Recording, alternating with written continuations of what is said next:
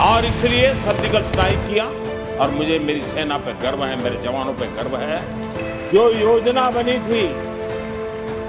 योजना बनी थी उसको 100% दस्यु भर गलती किए बिना उन्होंने इम्प्लीमेंट किया और सूर्योदय होने से पहले सब वापस लौट के आ गए।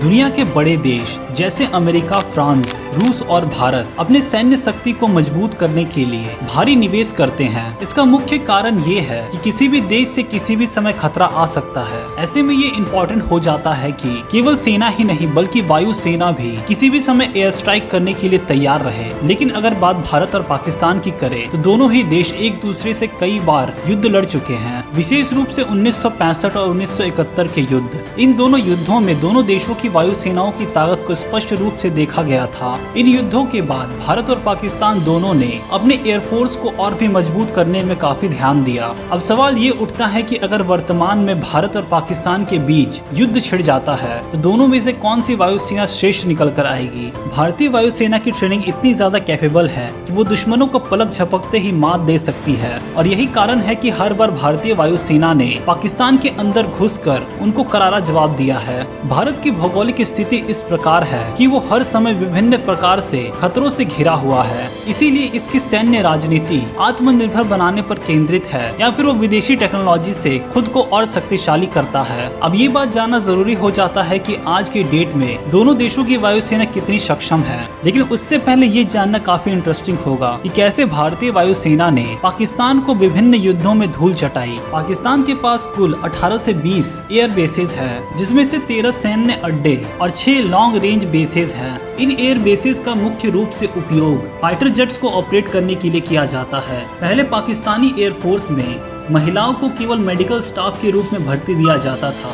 लेकिन 2003 के बाद महिलाओं को भी लड़ाकू पायलट और इंजीनियरिंग शाखा में शामिल किया जाने लगा। पाकिस्तान के वायुसेना में कुल 7,800 सक्रिय सदस्य हैं और करीब 8,000 रिजर्व सैनिक हैं। वहीं इसके मुकाबले भारतीय वायुसेना कहीं अधिक शक्तिशाली और विशाल है, जिसमें 1,70,574 सक्रिय सैनिक और 1,40,000 रिजर्व सैनिक शामिल है। जहाँ पाकिस्तान के पास वर्तमान में 918 एयरक्राफ्ट है, वहीं भारत के पास 1800 से अधिक एयरक्राफ्ट्स हैं। यदि लड़ाकू विमानों की बात करें तो पाकिस्तान के पास 453 फाइटर जेट्स हैं, जबकि भारत के पास 770 से भी अधिक फाइटर जेट्स मौजूद हैं। इसी तरह पाकिस्तान के पास 281 अटैकिंग हेलीकॉप्टर है, जबकि भारत के पास 350 से भी अधिक अटैकिंग हेलीकॉप्टर है। भारतीय वायुसेना ने खुद को और भी मजबूत बनाने के लिए लगभग 60,000 करोड़ रुपए खर्च करके फ्रांस से 36 राफेल लड़ाकू विमान खरीदे हैं, जिसमें से 18 तो पहले ही भारतीय वायुसेना के बेड़े में शामिल हो चुका है। राफेल की गिनती दुनिया के सबसे खतरनाक लड़ाकू विमानों में होता है। ये विमान अपने इनक्रेडिबल स्पीड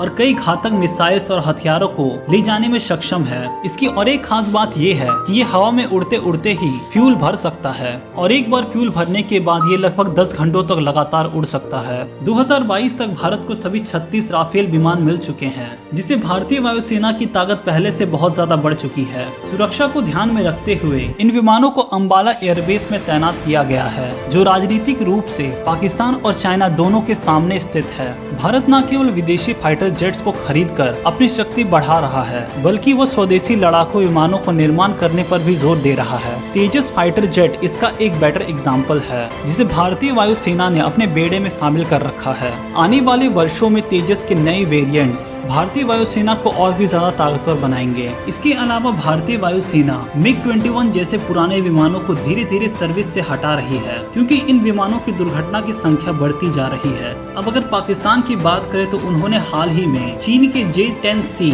फाइटर जेट्स को अपने बेड़े में शामिल किया है। पाकिस्तान का दावा है कि ये विमान अमेरिका के F-16 से भी ज्यादा शक्तिशाली है और ये भारत के राफेल जेट को आराम से टक्कर दे सकता है। लेकिन वास्तविक बात तो ये है कि J-10C राफेल के मुकाबले कहीं नहीं टिकता। ये विमान चाइनीज टेक्नोलॉजी पर आधारित है और इसे इजराइल के पुराने लड़ाकू विमानों को कॉपी करके बनाया गया है। पाकिस्तान की आर्थिक स्थिति कमजोर होने के बावजूद वो हथियारों के मामले में हमेशा भारत की बराबरी करना चाहता है। उनकी वायुसेना को चीन के J-7 लड़ाकू विमान भी मिले हैं, जो कि पाकिस्तान और चीन ने मिलकर विकसित किए हैं। लेकिन हकीकत तो ये है कि पाकिस्तान विभिन्न देशों के विमान और मिलिट्री टेक्नोलॉजी खरीद कर खुद को शक्तिशाली बनाने की कोशिश कर रहा है, जबकि भारत स्वदेशी टेक्नोलॉजी विकसित कर अपनी सैन्य शक्ति को और भी मजबूत कर रहा है। अगर इतिहास पर नजर डालें तो भारत और पाकिस्तान के बीच 1965 में हुआ जंग भारतीय वायुसेना के शौर्य और बहादुरी का जीता जागता प्रमाण है। ये युद्ध दोनों देशों के लिए अपनी ताकत दिखाने का पहला मौका था।